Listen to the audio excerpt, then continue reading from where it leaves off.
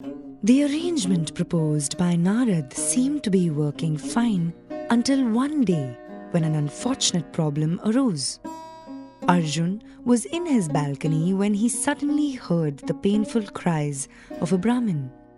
When Arjun asked him what the matter was, the Brahmin told him that a group of thieves had broken into his hut in broad daylight and stolen his cows. Arjun was shocked to hear that there were thieves in Indraprasth. No sooner did Arjun promise help to the Brahmin than he was reminded that his weapons were in Yudhishthir's chambers. According to the arrangement set by Narad, it was Yudhishthir's turn to have Draupadi as his wife for a year. Arjun knew that stepping into Yudhishthir's chambers would mean 12 years of exile, but Dharma was above all and he had to help the Brahmin immediately. Arjun rushed into Yudhishthir's chambers to fetch his bow. From outside the door, he heard Yudhishthir and Draupadi together. After mustering his courage, he spoke from the door and told Yudhishthir that the Brahmin needed his help and that he had come to fetch his bow. Without waiting for a response, Arjun walked in to collect his weapons and rushed to help the Brahmin. Arjun knew that he had sentenced himself to 12 years of exile. He asked the Brahmin to guide him the way to the forest. Both Arjun and the Brahmin sped their way into the forest and followed the thieves. In no time, Arjun attacked the thieves and rounded up the cows and handed them over to the Brahmin. Upon returning to Indraprasth, Arjun was filled with shame. He was ready to leave Indraprasth when Yudhishthir stopped him and asked him to stay. He told Arjun that he was only performing his duty and that he should not punish himself by leaving Indraprasth. Arjun bowed to Yudhishthir and told him that it would be wrong for him to stay back. Thus, Arjun took leave of his brothers. Kunti and Draupadi begged him to reconsider his decision, but he would not listen. Arjun took leave of his mother and set out for exile with a group of Brahmins. After saving the Brahmins' cows, Arjun leaves Indraprasth with a group of Brahmins. Arjun, along with a group of Brahmins, set forth on his journey towards the Himalayas. Upon reaching the Himalayas, Arjun decided to stay by the lake that formed the source of the river Ganga. The Brahmins together built simple shelters for themselves and lit fires to keep themselves warm. In the morning, Arjun would bathe in the waters of the holy river and meditate in the night. Arjun spent months this way without any desire or any temptations. One day when Arjun was bathing in the lake, he was suddenly pulled down by a hostile force. The force rendered him unconscious and he could do nothing to resist it. When Arjun opened his eyes, he saw before him a young woman with eternal grace.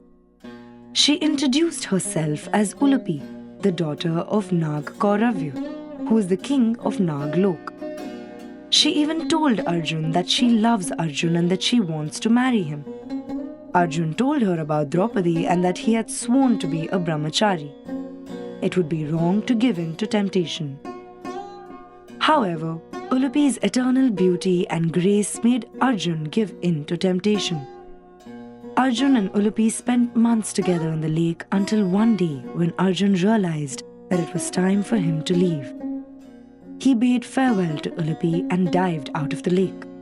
After returning to his companions, Arjun told them that it was time for them to leave for their next destination. Before leaving, they offered their last prayers to the Ganga and ascended mountain. On their way, they visited the ashrams of Agastya, Vashishta, and Bhrigu. The long journey had taken its toll on their appearance. By now, they had grown long beards and looked like sannyasis. Upon reaching Kalinga, the Brahmins grew weary of the journey and bade farewell to Arjun. Arjun, however, continued his travels as he was determined to see the whole of Bharatvarsh. His journey soon took him to the kingdom of Manalur. In Manalur, King Chitrasen welcomed Arjun to his palace. Arjun stayed in the palace disguised as a Brahmin. It was during his stay that he fell in love with Chitrasen's daughter, Chitrangada. After much thought, Arjun asked Chitrasen his daughter's hand in marriage. Arjun was married to Chitrangada, after which he spent 3 years in Manalur. Arjun, however, could not stop his heart from wanting to go back to Indraprasth. After Chitrangada bore Arjun a child, he decided to leave Manalur and go back to his brothers. One night, after everybody had fallen asleep, Arjun stole out of the city and set out towards Indraprasth. Arjun travelled through harsh lands and visited all the shrines and ashrams that came his way. After travelling for days, Arjun finally reached Prabhasa, the city which lay at the outskirts of the kingdom of Dwarka. When Krishna heard of Arjun's arrival, he went to meet him at Prabhasa. They embraced each other with joy. Krishna and Arjun spent a few days together at the Rivataka mountain. Together, they feasted and engaged in revelry. During their stay, Arjun told Krishna all about his adventures and his visits to the shrines. Krishna told Arjun that all his experiences were destined to happen. One of the reasons for Arjun's visit to Dwarka was to confess his feelings about Krishna's sister Subhadra. Stories of Subhadra's untold beauty and elegance had aroused curiosity in Arjun, who was determined to marry her. Krishna, however, was not unaware of Arjun's feelings towards Subhadra. Thus, when Arjun confessed his feelings towards Subhadra and sought his permission to marry her, Krishna happily agreed. However, there was a problem. Krishna told Arjun that his alliance with Subhadra might anger Balram, since he had planned for Subhadra to be wedded to Duryodhan. Seeking Balram's consent for the marriage might be difficult. Krishna devised a plan for Arjun. A well-known custom among Kshatriyas was to abduct the girl and marry her. Krishna thus asked Arjun to make Subhadra fall in love with him and then abduct her. Having agreed on the plan, Krishna and Arjun set forth towards Dwarka. Arjun had disguised himself as a sannyasi so as to keep suspicions away. At Dwarka, Arjun met Balram. Balram, who was fond of entertaining saints and hermits, was extremely happy upon meeting Arjun. He even arranged for his stay and for Subhadra to serve him so that she would be blessed. This worked in favor of Arjun, as he could now spend time with Subhadra. Over the coming weeks, Arjun saw Subhadra every day as she would attend to his needs. With time, the attraction between them grew. One day, Subhadra confessed to Krishna her feelings towards the sannyasi and told him that she wanted to marry him. Krishna then revealed the truth to Subhadra, saying that the sannyasi was none other than Arjun. Subhadra was overjoyed upon learning that Arjun had come to Dwarka for the purpose of marrying her.